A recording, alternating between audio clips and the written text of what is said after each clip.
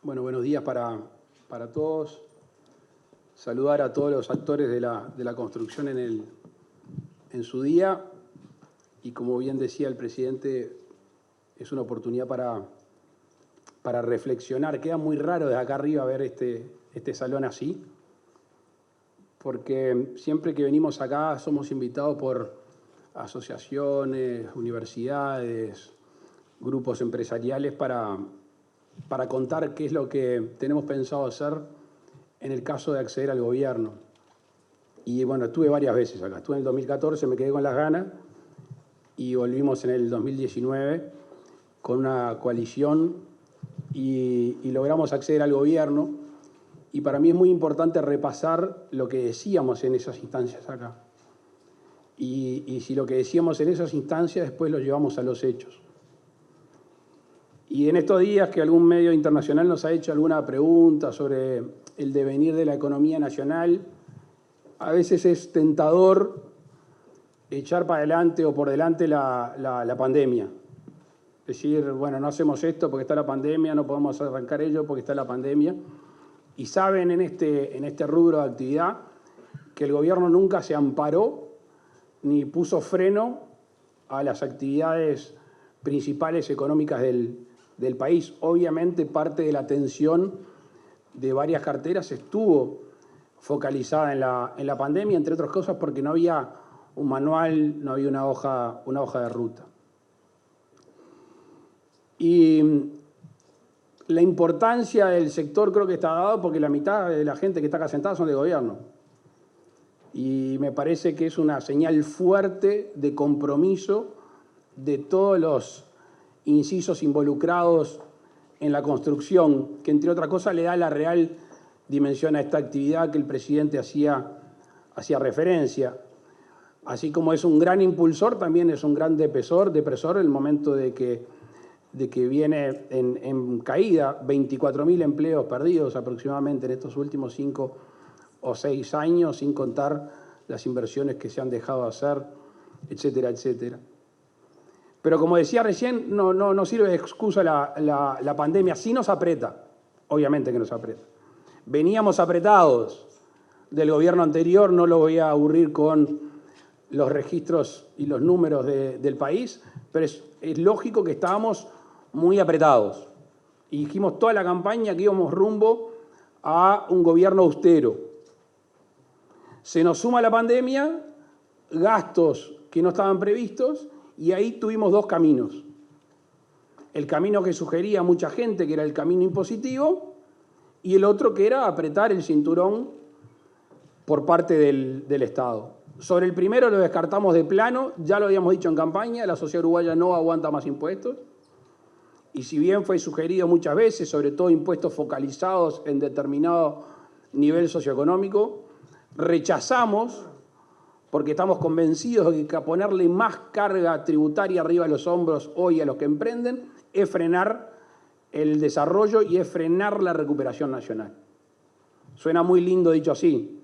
Ahora, si veníamos con déficit, si veníamos endeudados y además optamos por no tener recursos extras, es obvio, es lógico que tenemos que aplicar la inventiva. Y yo comparto con el presidente que a veces los instrumentos no son los que uno más le gusta, sino lo que tiene al alcance. La caja de herramientas del gobierno se acotó. Pero enseguida fuimos a los hechos. Aquí hay gente que es muy entusiasta y pelea por el sector y de hace muchos años insiste en medidas a tomar que el gobierno tomó. 3 de ellas. Derogar los decretos, creo que uno era del 2014, otro del 2017, de la vivienda de promoción de interés social.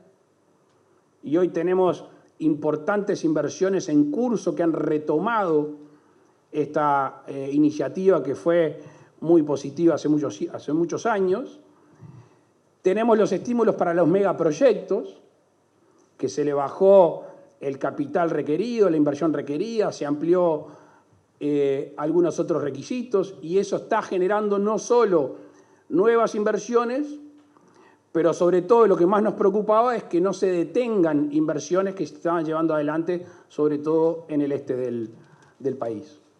Y hace pocos días, no hace una semana, firmamos un decreto que flexibiliza la ley de la COMAP, que está sostenida básicamente en el empleo. Tiene como índice importante la generación de empleo para puntuar bien.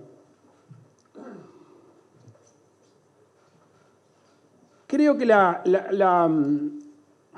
construcción, el sector, todos los involucrados, ha dado ejemplo de cómo conducirse en la pandemia.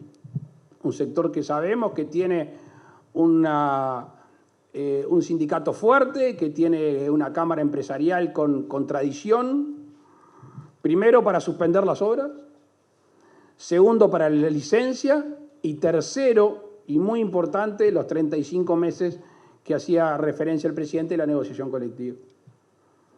Y debo decir que lo seguimos muy de cerca, porque acá está parte del equipo del Ministerio de Trabajo, recuerdo noches largas, luego fines de semana, pero se llegó a una buena situación en la cual todos entendieron que había que llegar a un punto medio. Y me parece que esta tranquilidad de 3 años en las relaciones laborales, sin saber a ciencia cierta cómo va a prosperar o no el sector, es bien importante, con el agregado que el presidente decía de que no sube el costo del metro de la construcción necesariamente por esta negociación. Se hacía referencia al impacto de UPM, ¿no? El impacto positivo de UPM y la resta de la pandemia. Es cierto que una golondrina no hace un verano, es un poquito más grande que una golondrina en este caso. Ustedes saben bien cuál fue la posición nuestra durante la negociación del gobierno, no quiero llover sobre mojado, iniciamos un proceso de renegociación con la empresa, creo que quedamos todos más o menos satisfechos, nos tiene que dejar enseñanzas, algunas de las cuales voy a hablar en unos minutos, pero es un emprendimiento que va a llegar a tener 9.000 trabajadores cuando esté tanto el ingenio de la empresa, el tren trabajando, y eso sabemos lo que significa en la masa laboral nacional. Tenemos un déficit muy grande de viviendas, muy grande. Debo arriesgar una cifra arriba de 50.000. Y en distintos estamentos. Con el Ministerio de Vivienda y con la OPP estamos diseñando no cosas nuevas, pero instrumentos que no se juntaban. Vamos a tener allí 1 o 2 fideicomisos, dependiendo de la construcción y la administración. Vamos a tener una forma de garantizar, vamos a tener una forma de que la gente pueda acceder de manera más fácil a la vivienda, y estamos refiriéndonos a la clase media.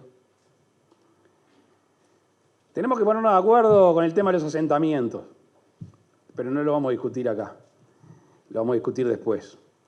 Lo que sí está claro es que hay una vocación del gobierno y de los partidos que lo integran de tener un impacto importante sobre la vida de 190.000 uruguayos que viven en condiciones que no son dignas. Y si este proceso sigue siendo de 20 millones, 30 millones de dólares al año, ya sea en relocalización o regularización, no cifra, no hay un impacto importante. Por eso en el presupuesto nacional, de nuevo la inventiva, por escasez de recursos, hay un artículo en el cual el gobierno, luego de un inventario, va a proceder a la venta de bienes públicos de cada ministerio, y el 75% o hasta el 75% del producido de la venta lo vamos a volcar básicamente en el programa para regularizar o relocalizar asentamientos. Con respecto a la obra pública, a la obra vial, ayer leí un documento que mandó Luis Alberto Heber, que lo tengo por acá, que me pareció bien interesante, y sobre todo el presidente hace referencia a las políticas de Estado. Yo le llamo políticas nacionales, más que Estado me parece que queda a veces muy circunscripto a la burocracia y al Estado. Las políticas nacionales de largo plazo. No puedo estar más de acuerdo. No puedo estar más de acuerdo, además, por el tipo de actividad. A veces la obra dura a mitad de un periodo y el producido, la ganancia, la recuperación de lo invertido dura 10, 15, 20 años. Con lo cual no solo tiene que haber un ordenamiento jurídico, leyes claras, sino que parece justo que quienes gobiernan, y yo no estoy hablando solo del Poder Ejecutivo, sino del Poder Legislativo, los partidos políticos, se puedan sentar a hablar de qué es lo que vamos a hacer. ¿Cuál es ese libro blanco de la construcción? ¿Cuál es la hoja de ruta? La perspectiva, ¿qué va a necesitar el país? Y básicamente, y vuelvo a UPM, nosotros tuvimos la ñata contra el vidrio. Nos hubiera gustado sentarnos a opinar. Obviamente que la decisión final estaba quien gobernaba en aquel momento, que era el presidente Tabaré Vázquez.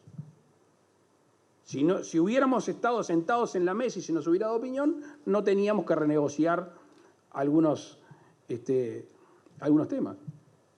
Entonces, ahora que estamos de este lado del mostrador, nos parece oportuno ver qué va a necesitar el país, lo primero, cuáles son los recursos con los cuales cuenta el país y qué es lo que vamos a hacer. El ministro Heber me decía el arrastre. A los pocos días de haber asumido, en uno de los primeros acuerdos ministeriales, me dice, yo tengo un arrastre de tantos millones de dólares. O sea, el gobierno pasado, con cierta lógica en algunos casos, otros no, gastó parte del periodo del ministro Heber. No quiero poner en tela de juicio que esté bien o mal, simplemente que se sienta un ministro en su oficina y tiene que firmar factura o tiene que firmar boletas, porque las obras están comprometidas. Y el instrumento utilizado de las PPP, eso hace que periodos de gobierno tengan que pagar obras que se han hecho. Las PPP en el mundo han dado primero trabajo, se ha construido, pero después ha generado ciertos conflictos. Creo que en Uruguay es un modelo medianamente exitoso. Sí creo que es muy costoso. Me parece que tenemos que poner foco en lo que le cuesta el instrumento financiero al gobierno a largo plazo. Me parece que ahí nos tenemos que sentar todos. Los propios adjudicatarios de las PPP, que saben por qué agarraron experiencia, cómo se financia, quién lo financia, y allí modificar algunas cosas. Tenemos, me estaba fijando ayer, la inversión en PPP para este periodo del 2020 al 2024 va a ascender en 540 millones de dólares. Algunos de ellos firmados en el gobierno anterior. Temas de educación, temas, ustedes saben mejor que yo de qué se trata. Tenemos los contratos de rehabilitación y mantenimiento, los contratos crema que se le llama. Bueno, ahí estamos haciendo una modificación básicamente relativa a la inversión y al plazo. Me parece que va a ser una herramienta que vamos a modificar y que va a generar estímulo, sobre todo en la ecuación económica y en la planificación de las empresas adjudicatarias. El presupuesto, la inversión total que tenemos planificada en el presupuesto decir números siempre es un poco arriesgado, pero en el entorno de los 2.500 millones de dólares en el quinquenio. Sé lo que están pensando, muy lindo, pero ahora hay que pasarlo del negro sobre el blanco al territorio, hay que hacer que las cosas pasen. Y créannos que esa es nuestra gran preocupación, lo he hablado con algunos de ustedes. Nuestra gran preocupación es mover al Estado, es mover a la burocracia, es que los propios gobernantes tengamos claro qué es lo principal y qué es lo accesorio, y después la armonización de todos los organismos estatales que intervienen en este proceso. Con satisfacción vi que se van a invertir 200 millones de dólares en puentes aproximadamente, 90 puentes. Es el récord histórico de construcción de puentes si es que llegamos al final cumpliendo con el compromiso. Puentes que cuando uno conoce el país sabe lo que le va a generar a los ciudadanos que viven ahí. Para mí un puente emblemático es el de Cebollatí y Charqueada, emblemático. Lo que le va a facilitar el transporte de mercaderías y el transporte ciudadano a la gente de esa zona va a ser importantísimo. Para mí una ruta emblemática es la Ruta 6. Va a ser un gran igualador en el centro-norte del país. Yo no me quiero quedar con las ganas de un desarrollo portuario más integral. Hoy no tenemos un sistema portuario integral. Tenemos capacidad ociosa y después tenemos la bendición de tener ríos y tener lagunas y lagos que son navegables, y allí estamos dispuestos a analizar cualquier iniciativa privada de las que ya hubo y se descartaron, y nuevas, para generar infraestructura portuaria, porque Uruguay sigue teniendo esa misma vocación de salida, de la mejor salida al mar del Cono Sur. Para los paraguayos, para los bolivianos y para los brasileños tierra adentro. Queremos que la iniciativa privada sea un motor de estímulo para los gobernantes. Los que están en la diaria, los que los conocen de urbanismo, los que conocen las ciudades, que estimulen, que pinchen, que empujen al gobierno con iniciativas privadas y que nos obliguen a tomar decisión. Voy a poner un caso que sé que es discutido, que es el dique Mauá. El dique Mauá, en el periodo pasado, el gobierno del presidente Vázquez mandó un proyecto de ley para que se lleve adelante una iniciativa. Y quedó en la nada. Nosotros dimos el voto, yo di el voto para esa iniciativa.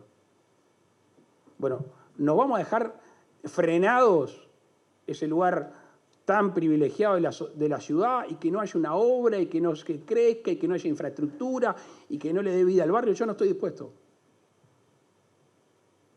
Y así como digo, el dique Mauá, con la explotación que sea, ya sea en oficina, sea en vivienda, o se le anexe un puerto, hay que no dejarse tentar por aquellos impulsos que son quédate quieto, no tengas problemas. Cuando uno está convencido de algo, tiene que ir para adelante. Y lo vamos a justificar. Y así como les menciono este ejemplo, se me viene a la mente 10 o 15 a lo largo y ancho del país que estamos esperando para hacer los llamados correspondientes para que la gente invierta. Lo último, la forma de financiamiento.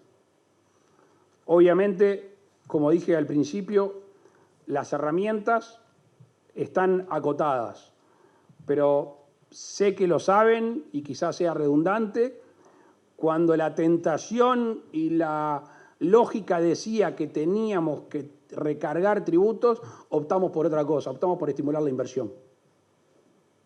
Y esto no fue un riesgo, esto no fue una inconsciencia, esto fue con el concepto claro de que si no se invierte, no se generan puestos de trabajo. Si no se generan puestos de trabajo, no hay prosperidad y seguimos el mismo derrotero.